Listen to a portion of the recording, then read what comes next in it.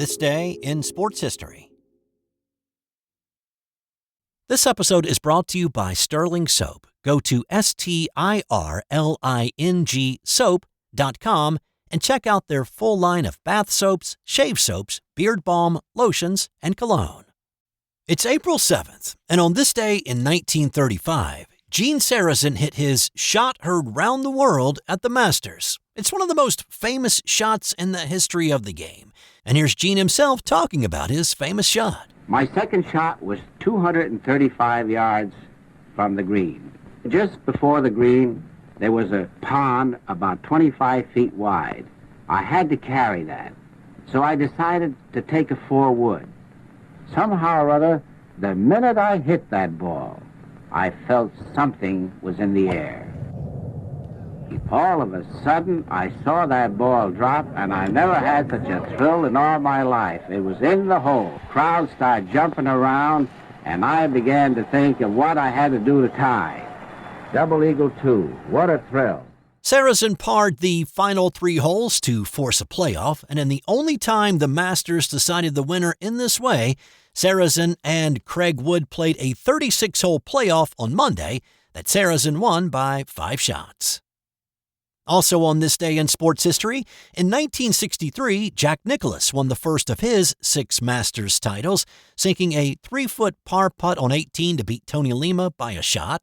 In 1985, New Jersey Generals running back Herschel Walker spoiled the party promoted as Doug Flutie versus Jim Kelly, lighting up the scoreboard with this run.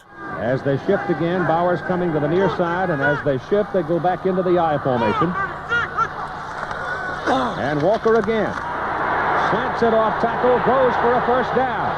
He may go all the way. No flags. Touchdown. That was the longest TD run in USFL history. Walker also rolled up a USFL record 233 rushing yards in that game as the Generals beat the Houston Gamblers 31-25. And in 1928, the New York Rangers beat the Montreal Maroons in Game 2 of the Stanley Cup Finals after Rangers head coach Lester Patrick inserted himself as the replacement goalie. After Lorne Chabot took a puck to the face, sending him to a local hospital, Montreal Maroons head coach Eddie Girard vetoed Patrick's top 2 choices. So, Patrick took the ice. Reports from the game said the 44-year-old Patrick flailed around the net like a wounded duck, but the Rangers scored a goal in overtime to secure the win, and they won the cup 7 days later.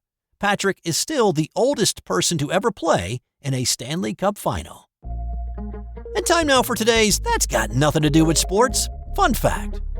When the first Stegosaurus bones were uncovered in the 1870s, the spiky tail did not really have a name. In a 1982 Far Side cartoon, Gary Larson had a character refer to this spiky tail as a thagomizer. That name, meant as a joke, has now become the accepted term in the scientific community for the Stegosaurus's spiky tail. This has been an original Thrive Suite production.